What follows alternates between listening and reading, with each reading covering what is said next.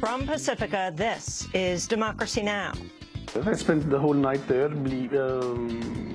thrown on a floor with my hands tied to my back, my eyes blindfolded with a very dirty rag that I actually had an infection in the eye because of it. I was bleeding. I was beaten with the back of some weapon. I'm not sure which, but my head was bleeding and it was quite cold. And they left me there for 12 hours in that condition. Today, in a Democracy Now! Global broadcast exclusive, we spend the hour with one of Egypt's most prominent dissidents, Alaa Abdel Fattah, speaking in his first extended interview after nearly 4 months behind bars. An open internet and political activist, Alaa has been at the forefront of the struggle for change in Egypt for many years and has the distinction of having been actively persecuted by the past 4 successive rulers in Egypt and could be sent back to prison very soon. He talks about the future of Egypt and the ongoing crackdown on activists.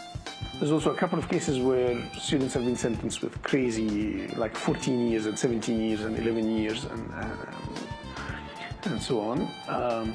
So they are on a sentencing frenzy. I mean, this is not just about me. And it's almost as if it's a war on a whole generation. All that and more coming up. Welcome to Democracy Now!, democracynow.org, the War and Peace Report. I'm Amy Goodman. The UN's top climate body is warning human-driven climate change has impacted every corner of the globe, with the poorest suffering the worst effects. In its latest report, the Intergovernmental Panel on Climate Change says greenhouse gases have driven up global temperatures and extreme weather while threatening sources of food and water. Unveiling the findings in Japan, the panel chair, Rajendra Pachauri, called for immediate action to adapt to climate change and prevent it from getting worse. The one message that comes out very clearly is that the world has to adapt and the world has to mitigate. And the sooner we do that, the less the chances of some of the worst impacts of climate change being faced in different parts of the world. The panel's report warns climate change will exacerbate poverty in low and lower middle-income countries and create new poverty pockets in upper middle to high-income countries in which inequality is increasing. At a rally, Christian Terrietti of the Global Call for Climate Action urged rich countries to take the lead on curbing greenhouse gases. We are here to remind world leaders like Barack Obama, Angela Merkel, David Cameron and many others that this is the time to act, cut emissions, to fight climate change. They have ample opportunity this year and next year at important climate summits, and that is when they need to put better policies on the table to save their people and the environments we depend on from climate change. Poorer countries have increasingly called for climate aid as they face the worst impacts from the emissions of the world's wealthiest. The UN report cites a World Bank study calling on rich countries to provide climate aid of as much as $100 billion per year. But according to the New York Times, the figure was removed from an executive summary of the report to be read by the world's top political leaders. The edit was reportedly made at the request of several rich countries, including the United States. Poor countries are expected to seek firm commitments on climate aid at a summit in New York this fall. The U.S. and Russia continue to hold talks amidst the diplomatic showdown over Ukraine. President Obama spoke with Russian President Vladimir Putin Friday, followed by a meeting with Secretary of State John Kerry and his Russian counterpart Sergei Lavrov. Kerry said he pressed Lavrov on withdrawing Russian forces from its eastern border with Ukraine. The U.S. and Russia have differences of opinion about the events that led to this crisis. But both of us recognize the importance of finding a diplomatic solution and of simultaneously meeting the needs of the Ukrainian people, and that we agreed on tonight. Russia's actions over the past several weeks have placed it at odds, obviously, with the rule of law in the international community, and we still believe on the wrong side of history. But any real progress in Ukraine must include a pullback of the very large Russian force that is currently massing along Ukraine's borders. Russia says it wants Ukraine to adopt a federal system of semi-autonomous regions. The two sides are set to hold continued talks. Thousands of Palestinians have rallied across Israel and the occupied territories to mark Land Day. The annual protest commemorates the killings of Arab demonstrators protesting the seizure of their land. This is the Land Day celebration, the Land Day protest, where the Arab Palestinian community every year at the 30th of March remember the first Land Day in '76, when Arabs, for the first time in their history, the Arabs, the Israeli that have Israeli citizenship, have went in a general strike to defend their lands. Israel, meanwhile, has reneged on a pledge to free a small group of Palestinian prisoners as part of the U.S.-brokered peace talks. Some 26 prisoners were due for release over the weekend, but Israel says it will now only release them if the Palestinian Authority agrees to extend the talks beyond next month's deadline.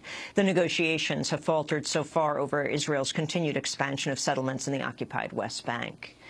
2 journalists have returned home to Spain after over 6 months of captivity in Syria. Javier Espinosa and Ricardo Garcia Villanova were seized by al-Qaeda-linked rebels near the border with Turkey in September.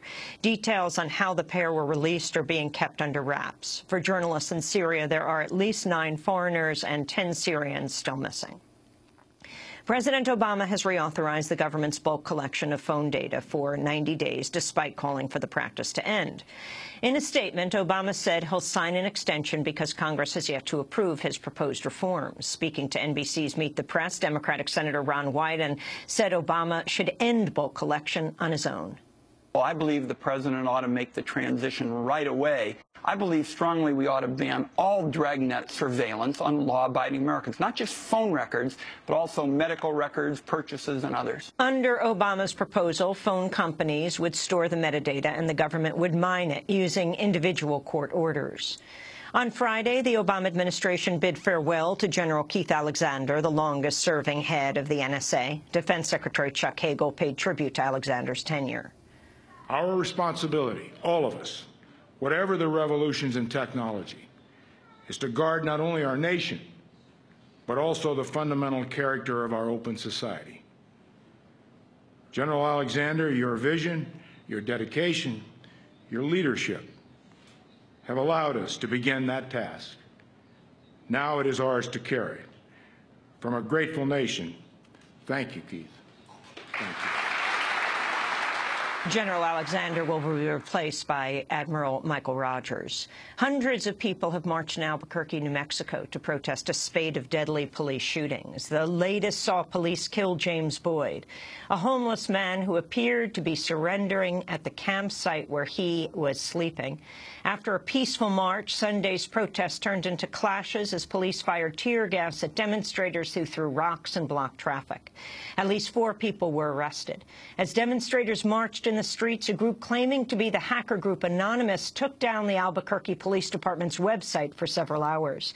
The FBI has confirmed it's investigating the latest shooting in addition to around 22 others by police since 2010. Albuquerque has one of the highest per capita rates of fatal police shootings in the country.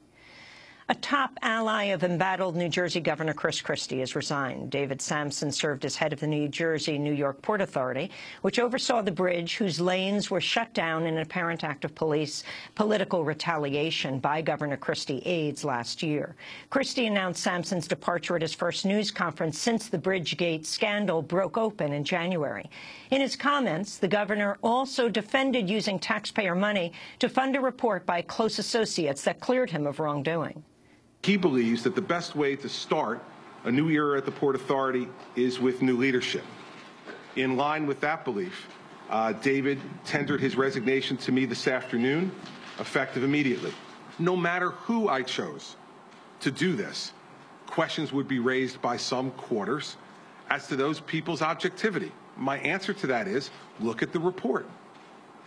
We gave them unfettered, complete access to everyone in this government, and allowed them to interview people multiple times if they so desired, on multiple occasions, in order to try to get to the bottom of things. Over the weekend, Governor Christie and several top Republican politicians attended a gathering hosted by billionaire casino mogul Sheldon Adelson in Las Vegas.